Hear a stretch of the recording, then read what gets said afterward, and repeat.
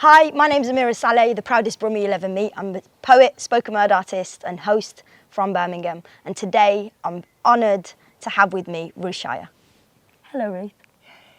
Hello, how are you? I'm good, thank you. How are you? I'm very well, and I'm enjoying being here in my own house, and it's a beautiful day today. It is. We're getting slightly blessed with the sun now. Summer's finally arriving. I hope so. Yeah. Yeah. So Ruth, I'm fascinated by your story, who you are, all of the incredible lives you have lived in being here. So I want to start off with, what's your journey to Birmingham? What's your connection? I was a transport child, and at 15 my parents luckily managed to get me from Germany, as you know I'm Jewish, to England under the Kindertransport.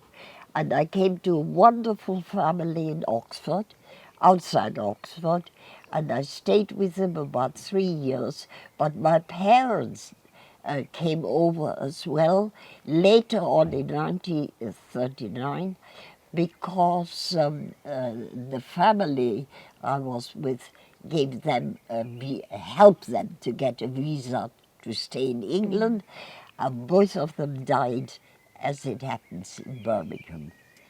And I was very grateful that I was able to enable them to come out of Germany. So you're 15 and you arrive in Oxford? In Oxford, In Oxford. in the outside called Great Milton. Amazing. And then you're 18 and you arrive in Birmingham? I was 15 then. 15 then? You stayed 3 years in Oxford? In Oxford, was 18 then. And then you came to Birmingham? Well, when my parents came over in 39, my mother and father, my father was interned on the Isle of Man, like all refugees were at the time. And the family felt it was right that I should go to my mother and look after her. So she came from the south, where she was with that family, and we both went to live in a bedsit in Oxford. And I had not the best experience of being with a very nervous mother and a very immature daughter who should be looking after her. I was their only child. You're the only child. So then what happens what makes you choose Birmingham? What's the journey to get to here? Because Great Milton is very near Oxford, and so that's how I came. The family then thought we should live in Oxford, and we did. And they lived in a rented house, Yeah. which eventually they were able to take over, and they lived there many years, and they died in their beds in Birmingham, and I lie in Britain. So And then you arrive, you're in Birmingham now, you're settling. and settled, and in Birmingham, when my father came back after about a year, not quite a year, he came back to Birmingham, and he said to me, you haven't, of course I had been thrown out of school and had no secondary education. It's time you learned something. And in those days, refugees could only, female refugees could only be domestics or nurses. And of course they chose nurses. And I came eventually to the Birmingham Accident Hospital. And how long did you work as a nurse? Well, and the training I did in the south somewhere in a hospital, and this was an additional training after I was in SIN. Oh, amazing. And then you're in Birmingham. I'm in Birmingham, and then I met my husband. Yeah. In Birmingham. Tell us about your husband. In the park over here. In 47 was a very, very cold winter. Maybe all of you Your parents will remember. And I was with some friends in the park and in their house, lived near the park, when a young gentleman came, knocked on the door and said, have you got a shovel, because I'm stuck in the park in the snow. And of course, in fact, they were friendly, the young men and the men. And then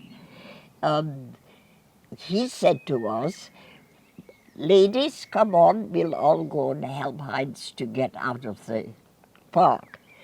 And the two ladies stood at the back wheel, and in the front, my husband and the doctor there. And they were talking about Schliemann, about the archaeologist Schliemann. And we were at the back shoveling away, and they were doing nothing. So I said, we'll never get this car out. Why doesn't he go to the pub and get some young men and really lift him out? And he thought it was such a good idea that I'm sitting here now. He thought it was such a good idea he married you. So then you get married in And then 48? I got 38, and 48. 48, yeah. 48 we got married, and we had 3 children. Unfortunately, one died not 2 years ago. It was 2 boys and a girl, and one family now is in Boston in America, and the other family is in Oxford, and the poor girl has to look after me. But she's very good, and she comes every other week to care. I think she probably wants to do that. Well, you're right. Yes, of course. So tell me what you like doing in the city. What do you like about Birmingham? Oh, I like Birmingham a lot, right from the beginning, because it's got so many facilities. We are very keen, my husband and I are very keen on the theatre. So he was a GP. So we used to go out. Thursday was his half day, and so we always went to the theatre if possible, if there was something nice on. We liked going to the concerts, and we liked all around Birmingham, especially going to Stratford, which gave us great opportunities to go to the theatre there. And as you know, I'm Jewish, and we have a progressive synagogue. He was very active at the progressive synagogue, and I just toggled along as well. And now I'm as enthusiastic about the synagogue as I think he was. But of course I can't do much now. But I can have their Zoom services. Yeah, no, you were saying earlier you're all teched up. You go on Zoom services. Well, on a Saturday, I can go in the morning to Birmingham, but at 2:30 I can go to Boston, where my daughter-in-law is the rabbi, and takes the services. Yeah, so you're And more connected. then I have to have a Zoom lecture at 5:30 with my lockdown university. Yeah, so tell us about your university. What are you Well, studying? they called themselves, it was must have been a very rich family in South Africa, and they set up this lecture course. It's been running for 2 years now, and they do it every day except on a Friday. And some days you have 2 lectures at 5:30 and at 7:30, and other days you only have 1. And they do usually one, like all the Jewish communities in Europe until 39. And we're only as far as coming to England now. And it's all about European Jewry and so on, the setup. And the one at 7:30 is much more on the general. And once a month we have a brilliant a journalist, Robert Fox, and he really tells you what's going on with all the different countries in England, and nothing to do with Jews in that way. We have China and all the people that matter now. Oh, that's amazing. Ukraine. And do you miss any of them? Do you skive any? Or do you go to every single lecture? Well, when I'm here, why not? Yeah. Yeah. And tell us about, so you say you get on your scooter, you go and you do your own shopping. I worked it all out very well. Where I can go, I can only go 3 miles there and 3 miles back. So I can go as far as Tesco, and on the way is my library, and on the way is another little shop, and on the way are pharmacy. I don't have any medicine, so I don't have to go there, and my doctor. And I can go to Harborne, but if I don't have to, it's very busy, and I have to cross a lot of main roads. And I can do it, but, prefer Not to. Yeah, absolutely. And when you've got days that are quiet and the weather's nice, what do you enjoy doing? I like sitting in the garden, and I used to take a walk every day. But lately I've become very lazy and only go when I have to. So, and then, of course, my lifeline is the U3A. It's the University of the Third Age, which is run in districts.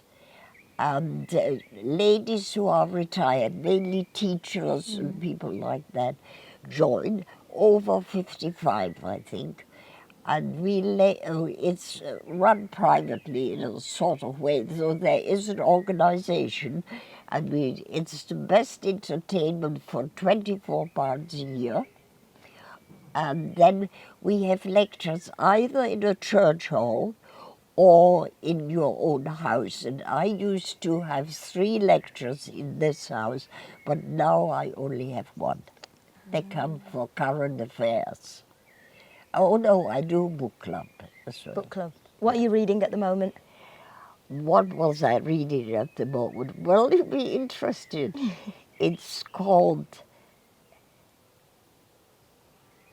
Interrupted Development or something. It was to tell us about the Muslim religion and their history, so that we do have an understanding where people of that faith stand, because there is so much talk about them, and make us understand, due to their history, what has happened and why are they feeling so frustrated at the moment, especially the women. Yeah. Yes, we are all the Shire ladies are great feminists. I'm Muslim, and a lot of women in Islam are big feminists. So you understand. Yeah, absolutely. I've forgotten the real name. Anyhow. That's. And Ruth, we haven't told them how old you are.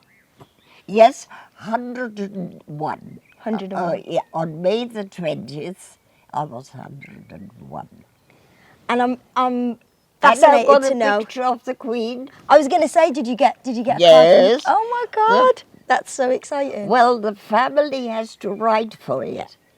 And then it came without any problem, and it's big picture there. So you've got a birthday card from the Queen. And we had a street party for last year, which was very nice.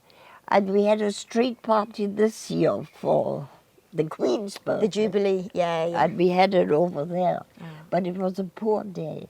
We were all in raincoats. Yeah, it was bad weather. If it fell this weekend, we've got nicer weather now. But yes. Yeah. Actually, this weekend I'm doing something very nice. My daughter's fetching me, and the first day we're going to see my granddaughter's new house in Ongar, outside London. And the second day, I'm going to see the family, though depleted, who took me in Oh, 1937. And the widow is only still Wow. alive. And that's on Saturday, and on Sunday I'm going to see a lady in London who is 100th birthday, who is a sort of relation. So Oh, what a busy weekend you're going to have. it was a busy weekend. Ruth, I want to ask you, so I am 29, I think, so I'll be 30 next year. What's your advice for me, for young people now? Yes. Well, I think you should enjoy your life as much as you can, especially as you've got a wonderful talent of writing. And you should look into the world, because it'll give you ideas and you can jumble them together and think them out, and then eventually really finally put them on the page. And I think that's a wonderful talent to have, to write and to be artistic and to think positively with the world. I think with COVID, things are difficult, but I think it'll be easy. And now we have the experience of COVID. If it comes again at the winter, I think we'll cope better in COVID. And you shouldn't be disheartened with all the talk about economic strains. People get used to it. People got used to the war. People got used to having no choice. People got used to all sorts of things. But I think England, and especially Birmingham, is particularly good in making the best of things. They had a very hard time. I've just been reading 2 lovely books about Smethwick, where people had very little social help. This was between the wars. And they had to pick up work as they went along. There was no set things. And I don't think it'll come to that. The state will always do something for the poorer people, but it may not be enough. And so we must hope that between them, the 2 parties, instead of rowing, get on together and work for a better life for people in Birmingham. And what's your favourite thing about Birmingham? One thing. Well, I would say my synagogue. Close to home, yeah. Yeah, I feel very much at home there. And having 2 rabbis as children, you can understand that it's very much in our mind. Yeah. And what's the biggest thing that you've noticed that has changed? Birmingham has changed the new buildings. I'm very proud of the station, very proud of the library. I feel my taxes have gone towards those things. And when I look at it, I think, oh, that's good. They had a good architect for that. Do you go into the library much? Well, I used to every week, but I'm afraid not now. The scooter won't take me there. My family doesn't want me to go on the buses, and they're probably right. I have to look after you and protect you, Ruth. Well, I have to wait till somebody comes and visits or gets me a book from. But I have a perfectly good library in Quinton, and I can get there, and the girls always get me a book from the main library. We should go to the library together. Yes. Read some poetry books. Quinton. Yes, I don't mind. Yeah. I'll come and take you and we'll go to the library and read some We'll books. certainly do that. Yes. When I joined as a nurse, it was more or less, it wasn't really part-time, but it was only certain days of the week. And we were underneath were the the people used to be locked up in Birmingham, and on the pavement was a sort of grid where the air came in. And what they used to do, they told us, it's when the people were drunk on the streets, they used to put them down into a sort of prison. And that's where we had. But now they got a lovely surgery next door.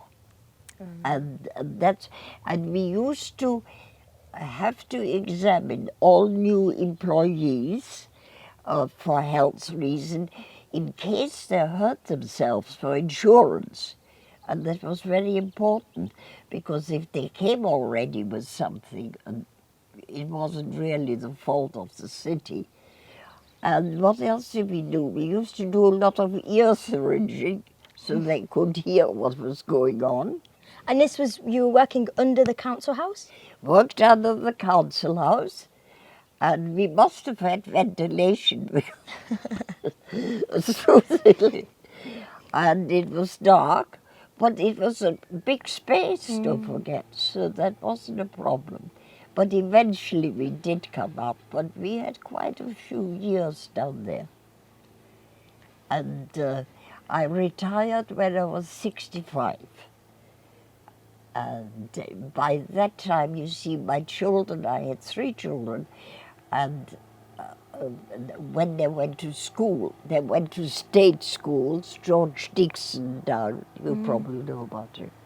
And all the children went there to start off with, and then they eventually went to universities outside. So, Ruth, are you excited about Birmingham being selected to host the Commonwealth Games? I'm very excited, and I'm really very excited. I can tell you about it, that I like it so much, because it gives work to people inside, and it has got plenty of surroundings for people to go on picnics and so on the bicycles. And the book I read, even those children went on their bicycles as far as Stratford, and they went swimming in the cut, which is... Are you a big fan of sports? No, not... Just everything around the Commonwealth Games? I love the tennis when it comes, which is quite soon. Yeah. So I'm looking forward to that. And of course, television is excellent. And the great thing is to, as some professor told me, he said the great thing is to be focused, so that you just don't let, that you feel that you have somewhere to go, that you have a place in life still. And I like that. I lived in Birmingham since 36. I've never, since then lived anywhere else. And I tell you, we had lovely holidays. A doctor gets a holiday of only of 2 weeks. And we used to go with certain organizations. Erna Low was then, and others. And we started off small to Italy, and then eventually we went as far as Japan. And we did the Russian Trans-Siberian trip. And that was very interesting, probably my biggest trip. So is Birmingham home? Oh, very much so, very much so. My childhood was very happy, as you can imagine, one child and middle class. It hardly matters nowadays, though somebody asked me about it the other day, and I only knew little bits, and I went to school there. I started off at school, in a Jewish school, from 6 to 9, and then I luckily sat an exam and went to a secondary school, but of course I was only there 2 years when I was thrown out. Yeah. Would you say you're a Brummie, a proud Brummie? Yes, a very proud Brummie. Yeah. Yes. And I wish Birmingham all the very best. And I think we've got a very good mayor. I only saw him on Sunday, talking on the Sunday program. And he's really trying hard to get people to work and get more housing and get better roads. And I'm afraid the roads have just done me a bad deal. On my scooter, I got a flat tire. But my lovely new neighbor who comes from Hong Kong, who moved in only a couple of weeks ago, is trying to help.